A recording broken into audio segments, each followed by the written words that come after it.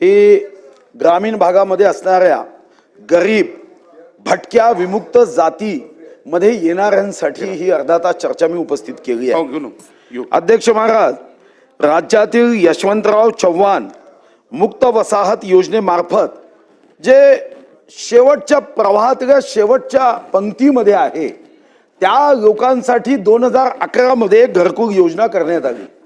अध्यक्ष महाराज, 2011 मध्ये जेव्हा ही योजना करण्यात आली तेव्हा स्वर्गीय यशवंतराव चव्हाणांचं नाव दिलं।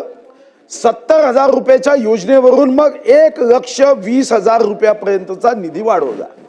पण अध्यक्ष महाराज, बोगाचीच कडी बोगाचाच भात असं या योजनेचं झालं असं वाटावं।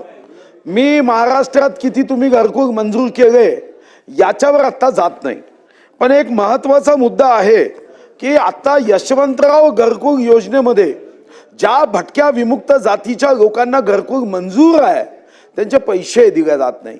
एक हप्ता दिला की दुसरा हप्ता येण्यासाठी चातक पक्षांनी सुद्धा वाट जेवढी पाहत नसेल त्यापेक्षा जास्त वाट पाहावी लागते। आणि ही योजना मंत्री महोदय, कापूस कोंड्याच्या गोष्ट संपेल पण तुमचा निधी येत नाही। बिरबलाची खिचडी शिजेल पण तुमचा निधी येत नाही। शिवताईची कथा संपेल, दरवाजा उघडला जाईल पण तुमचा निधी येत नाही। मला तुमच्याकडून स्पष्ट आश्वासन पाहिजे की यामध्ये आमच्या जिल्ह्यामध्ये साधारणतः या क्षणी 96,36,42,400 रुपयाचा निधी हा आवश्यक आहे। भारत माता माझी आई डोकं ठेवायला जागा नाही म्हणून तुटक्या फुटक्या माडाच्या घरात असणाऱ्या लोकांसाठी 96 कोटी नाही, पण मुंबईमध्ये असणाऱ्यांसाठी 11 लक्ष कोटी राज्य सरकारकडे आहे। आणि या गरीब भटक्या विमुक्त जातींना ज्यांनी या समाजाला एकत्रित करण्याचा आधार जे आहे त्यांच्यासाठी 96 कोटी नसेल तर कोरड्या विहिरीत अशा अधिकाऱ्यांनी जीव दिला पाहिजे।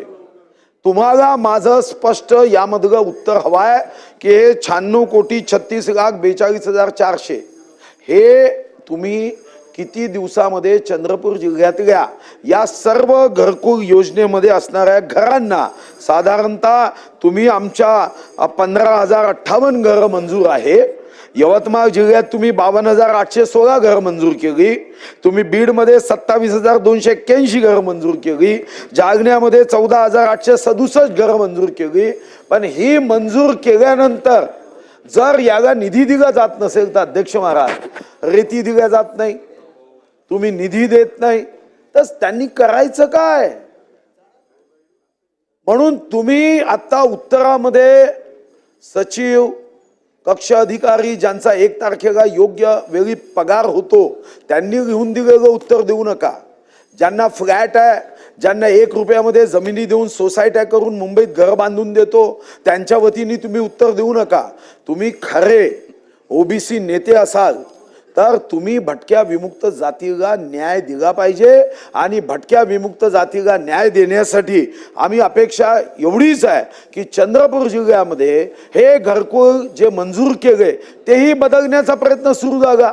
त्यांना सांगितलं जात आहे आता की यशवंतराव चव्हाण मुक्त वसाहत योजनेमध्ये आता तुमचं घरकुल राहणार नाही, आम्ही दुसऱ्या योजनेमध्ये करू का? हे काय मंत्र्यांची खाता आहे दर 2 महिन्यांनी बदलवायला? त्याला यशवंतराव चव्हाण मुक्त वसाहतीमध्ये जर दिलाय तर तुम्ही या 15,058 घराचे 96 कोटी रुपये हे त्वरित देण्याचं आश्वासन या पवित्र सभागृहामध्ये द्यावं आणि त्यांचा आशीर्वाद घ्यावा, एवढी मी आपल्याला अर्धा तास चर्चेच्या माध्यमातून विनंती करतो।